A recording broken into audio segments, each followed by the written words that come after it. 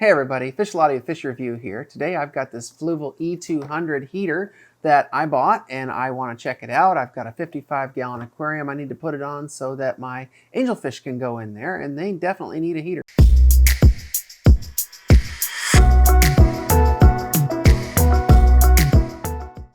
This is new to me. Maybe you've never seen one before. Maybe that's why you've looked this up. I've never used one of these, so this one's kind of different. It's just a heater, I know, but you know, if maybe you're at the store, maybe you're thinking about buying it, not sure what to get. So let's take a look at it. Okay, it comes in this plastic housing, all right, which protects it, I guess, if you have violent fish. Maybe if you have big Oscars or something that go crashing around, this definitely adds a lot of protection, or keep you as a human from banging it into the side of the tank. Never want to break a heater, that's for sure. This is an electronic heater, so it's set electronically. It's got suction cups. It's a heater. It's got suction cups. It's got 3 suction cups, kind of nice. Usually they have 2. There's a few things you need to know about this. One is that the heater is meant to be mounted to the back of the aquarium. That's so that you can see this display, which is going to tell you the temperature that it's set to and the temperature of the tank, that kind of thing. So if you put it on the tank sideways this way, you wouldn't see it. But there's a bracket for that helps you see that. So we'll look at that. And also, they recommend against putting it down at the bottom of the tank. I suppose you could. Some people like to put them down at the bottom to hide them.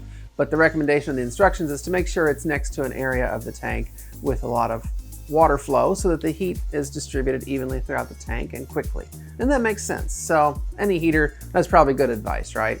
So if you want to get into this thing, we'll just take it apart here. These suction cups, slide them down and they come out. They're just a little slot there. Take them out. Then you squeeze this, there's like a squeezy part here. You squeeze that and then this bracket will pop off the back easily.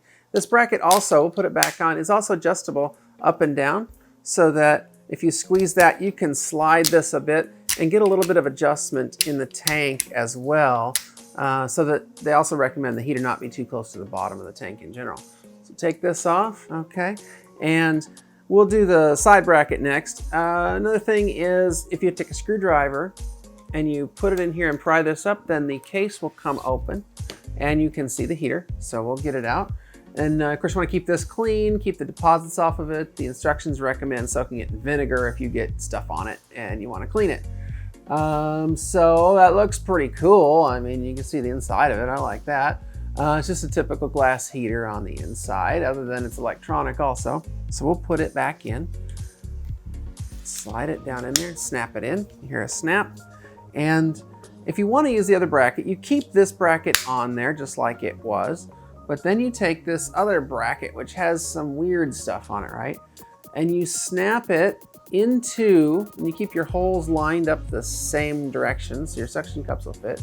You snap it into the holes for the suction cups, which is pretty cool. And so now this thing is side mountable. It would be, right now you could put it on the right-hand side of your tank with it this way. And if you want to go the other way, you'd reverse this. Now, it's a little harder to get back off. So if you want to get it back off, you just kind of can take a screwdriver and pry a little bit while you're pulling, and it'll pop apart pretty easy. Okay, so I'm not going to use this. This will be on the back of my aquarium. But if you wanted to use it, you would just put the suction cups in here and stick it on the side. I'll put the back mount on here and squeeze that so it's back where it was. Put the suction cups back. Oh, I put it upside down. Bad idea. See, the big holes are on the top, so that's wrong. So flip it over and get it back in the center. Now the little holes are on the top. That way the suction cups will stay in and gravity won't pull them out over time. Now put those in there and we're ready to go ahead and put it on the tank and see what it does. Okay, a couple more things before we put that heater in the tank. First, if you like this video, if you could hit the like button, that would be great. It would help you find more videos like this and help other people find this video as well. And it would also help me out, so I would appreciate it. So thanks a lot, and now let's go put that heater on the tank. I'm going to plug this in now. We'll move the camera once I get it going. Okay, it's now going through a self-test. All right, now we can see the temperature of the water. If we kick this lever around here, we can see that it's set to 77. I want this to have angelfish in it. We're going to bring this up to 80. because they would like that. So just kicking the lever this way to the plus could go to the minus. Also, the instructions say if you prefer this to be in Celsius instead of Fahrenheit, that you hold it to the left for 5 seconds and it will switch. We're gonna try that. There we go. See, 26.5 Celsius, pretty cool. You know, I'm a Fahrenheit guy, right? So I know a lot of you that watch are Celsius people. So we're gonna kick it back over here for 5 seconds and force it back to Fahrenheit for the rest of, not for me. And it's at 74 right now. Of course, if I want to check and see where it's set, I can kick this one or the other. It's set at 80, that's what I want.